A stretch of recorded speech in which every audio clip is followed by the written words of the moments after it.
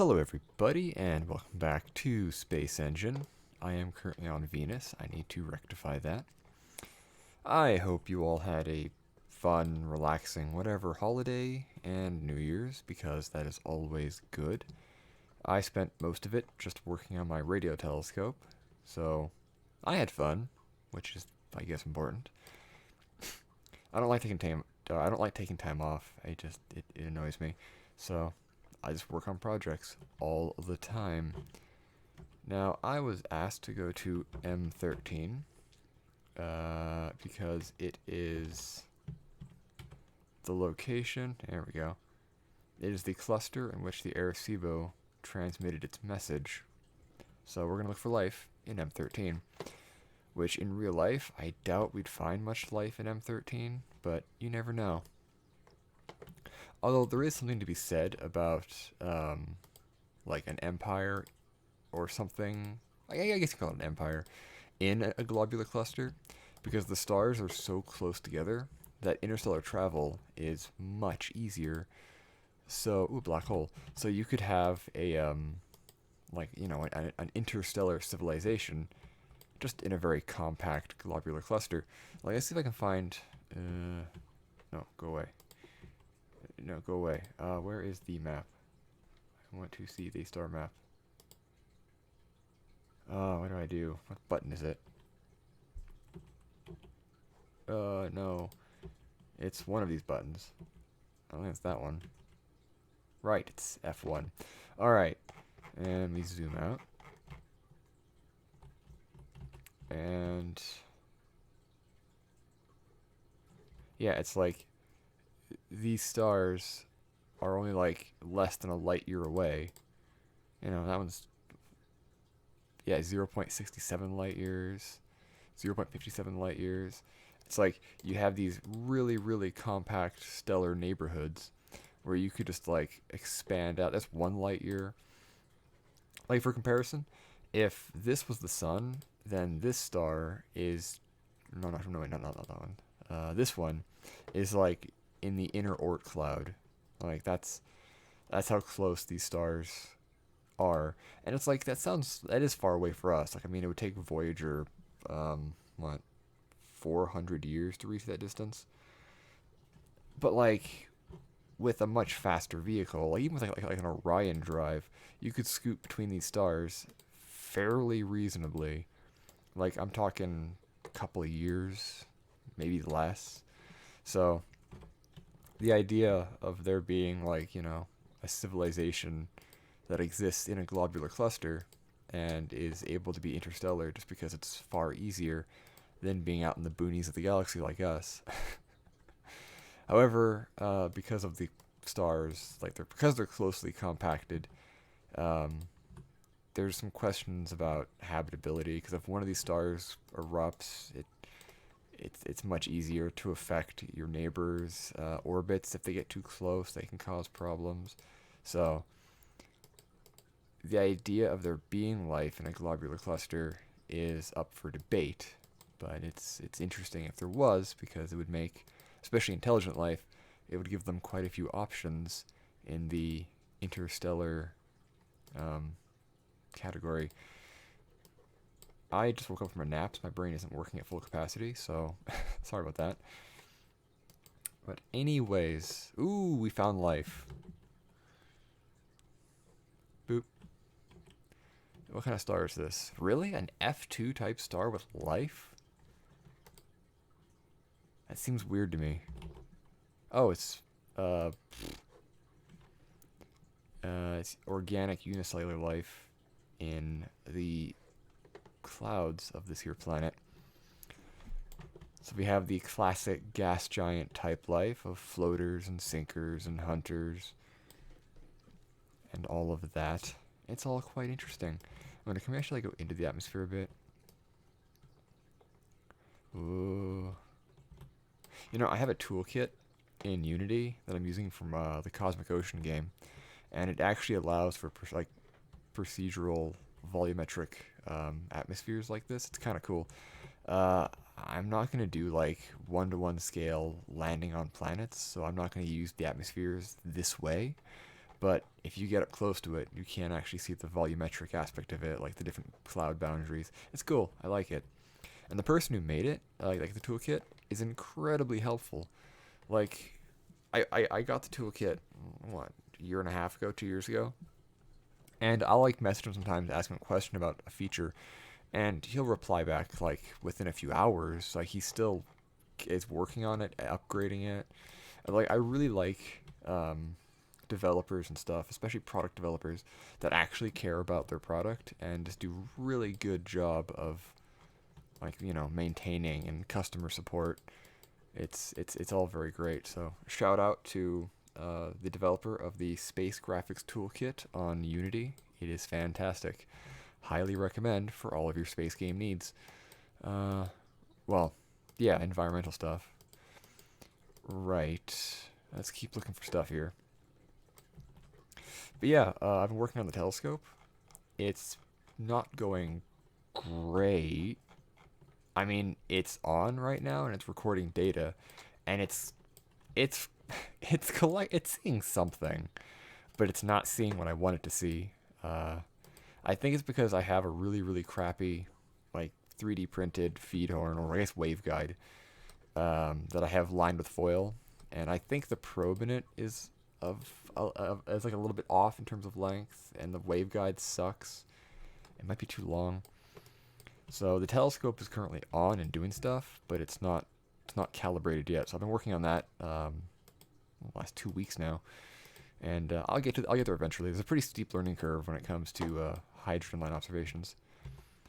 So I want to be able to see the hydrogen line, because once it sees that, then I know that it's doing its job, and then I can set it up for SETI observations.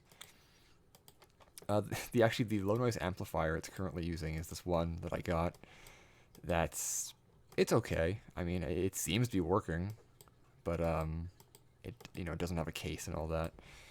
So I actually got 3 new ones that are wideband LNAs, and they come in like their own little like housing, which is nice. And I'm gonna use those for the actual like deployed telescope to do SETI observations, because it's wideband, so it'll actually pick up signals across like the spectra, kind of centered on the hydrogen line. Whereas my current one filters out most things except for the around the hydrogen line, and it's eh. So we'll see. We'll see how that works. So like the actual observations, the hydrogen line won't be as like, it will be visible, but it won't be like as visible because it's not filtering out everything around it. But it'll still be there. So people who wanna carbon stars, people who wanna like use it for hydrogen line observations can still use the telescope data for that.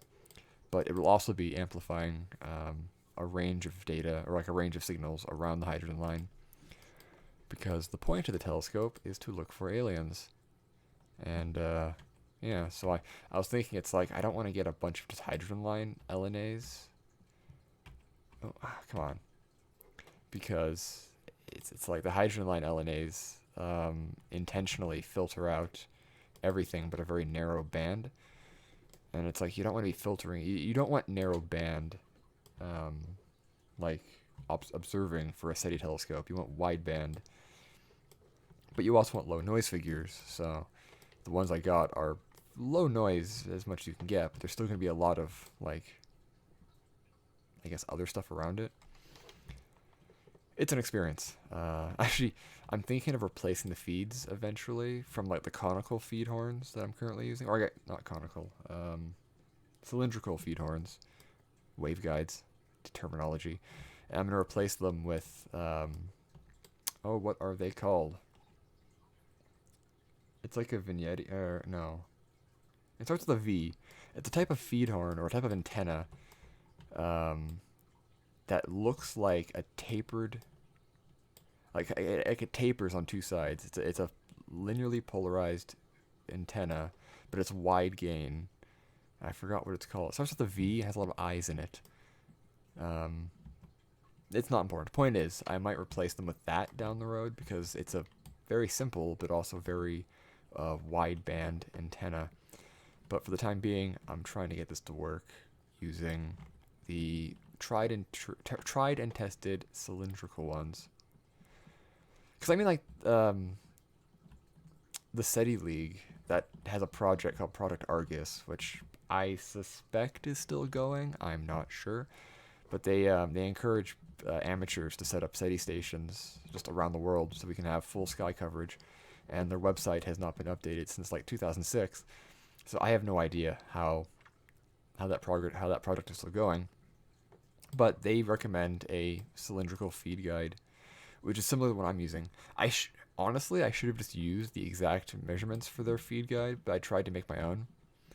And as a result, I actually ordered 3 of them. I had them custom made at an aluminum shop, and it turns out that my measurements were a little bit wrong, so they're actually too long. So I'm gonna have to cut them down to length, which is kind of annoying. They're also like within 10 millimeters in terms of width, but they're a little bit shorter, or maybe a little bit smaller, which that isn't ideal. That does cause a bit of like signal cutoff, or I guess drop off. So the feed horns aren't going to be as wideband as I'd like, but they're still going to be, they'll still be fine for the hydrogen line and adjacent.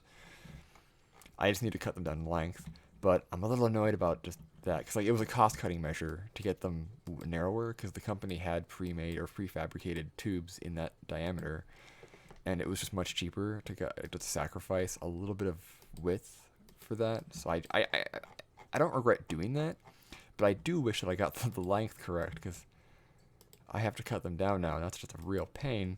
But oh well. Again, I can update or I can upgrade them down the road whenever. So I might eventually do. We'll see. Like if it does work out fine, then I'll just leave it for now, and then maybe update to the wideband antennas later. But for the time being, I'll have a slightly narrower hydrogen line tube, waveguide. That, oop, I saw that. Oh, I lost it. That should be fine for SETI. Oh, there you are. That should be fine for SETI observations, but not 100%. But then again, if I really want there's always going to be a level of it's not good enough. A super Jupiter. Oh, it's the moons. Because like if you look at actual SETI telescopes, the Allen array, its feeds are, oh, they're kind of like Yagi antennas, but like multi-directional. There's tons of them, and it scans like I think thousands of bands, like thousands of frequencies of beam width, and it's like I can't do that. so like having a little bit of cutoff on my feed horn, because it's like 10 millimeters too narrower than the SETI one, it isn't a big deal. It's like as long as I can get the hydrogen line, because that's where I'm looking. It's primarily the hydrogen line and a few frequencies adjacent to it. As long as I can get those two, like that range, it's fine, because the whole point is if we're going to be finding technosignatures of intent, they would probably choose a universal signal, or a universal frequency, which would be the hydrogen line, or some mathematical derivative of it, like hydrogen times pi or something like that. So it's not. The point is, it's not that big of a deal, but it still mildly annoys me. It's like I should have just stuck with the proper SETI waveguide specs, but instead I decided to make it myself. Oh well, it'll work, and I think it's only like a small decrease in like frequency width. Like I think it's only going to cut off a little bit on either side in terms of like frequency cutoff. So my frequency range will be comparable to the SETI horns, just a little bit narrower on both sides by probably, I don't know. I would assume at most like 1 megahertz, not even that, like point something.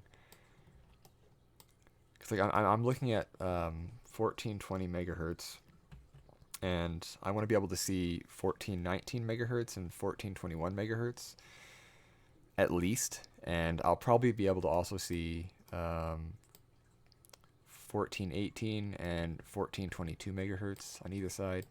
So it's like I kind of want a narrow observation anyways around hydrogen line, but I also want, some of that spillover especially because of Doppler shifting. It's like if you're transmitting something at 14 mega or 1420 megahertz, but the source is moving towards us, it's going to Doppler shift into the blue, and it's going to become a higher frequency.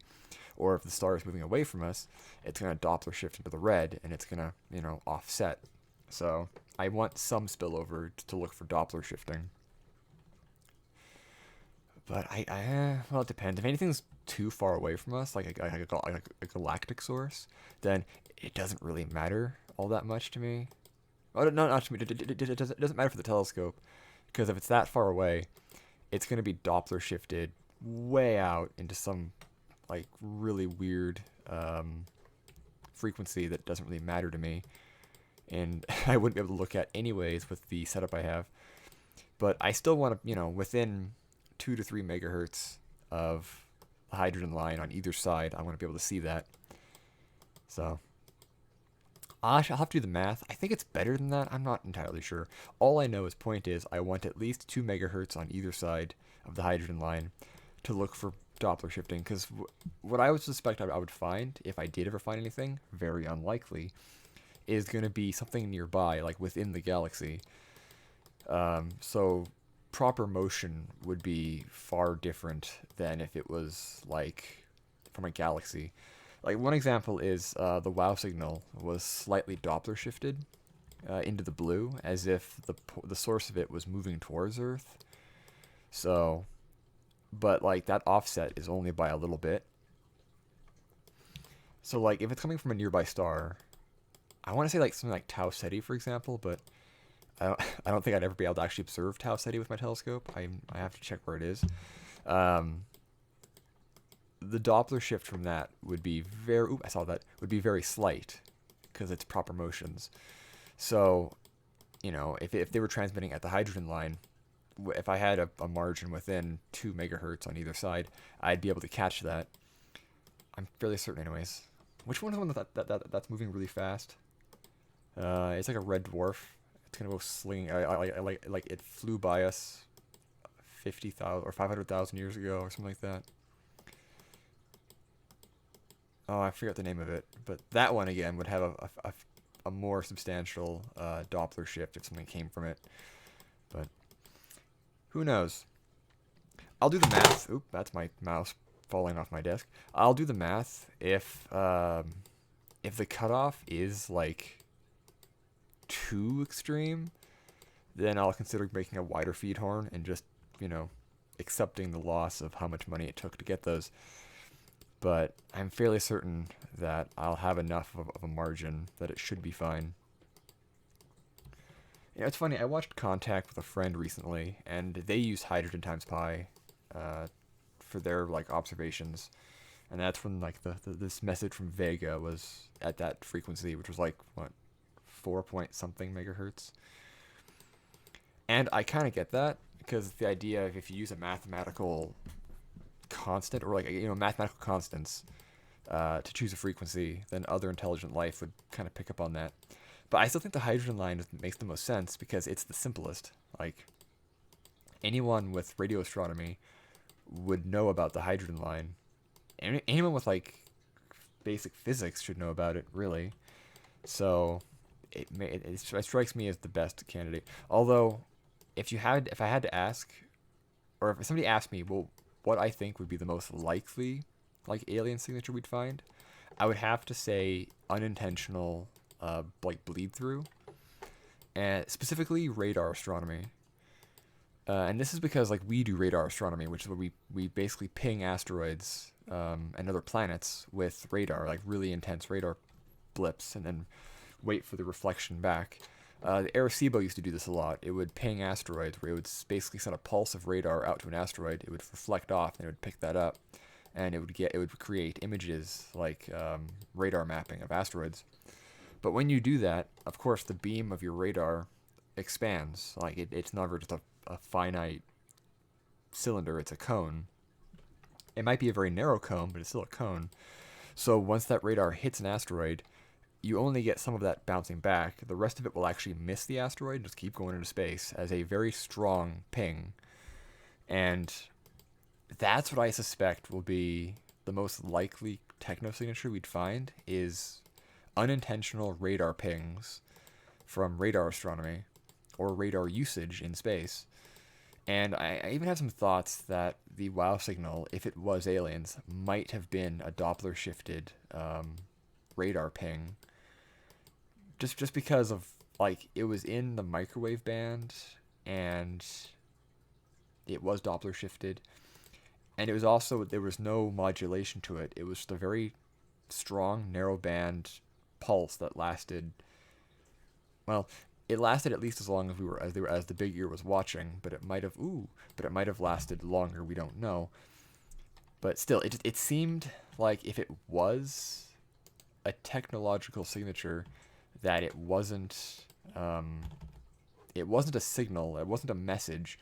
It was probably just like some bit of bleed over from a alien activity like radar or something like that, or a beacon of some kind, range finding. And like that's what I think we're gonna find. So although my telescope is focusing on the hydrogen line, and I kind of chose that because, if you're looking for intent, you're gonna, that's a good place to look. But it also allows the telescope to gather, galactic observations. So the university that's going to be hosting my telescope can use the data for whatever they want. It's like, you can watch the galactic arms going over, and you can make a map of the galaxy using hydrogen. So I chose the hydrogen line for the telescope specifically to do that, so that it's dual purpose, so that it's doing SETI, but at the same time it's still being useful in some other way.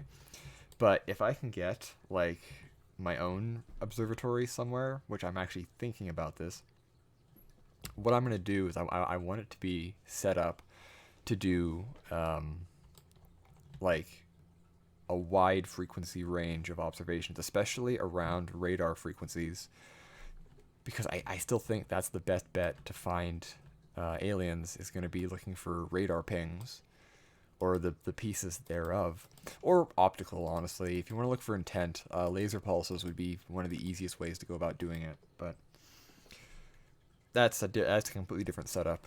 You need an optical telescope to do that, like with full sky coverage.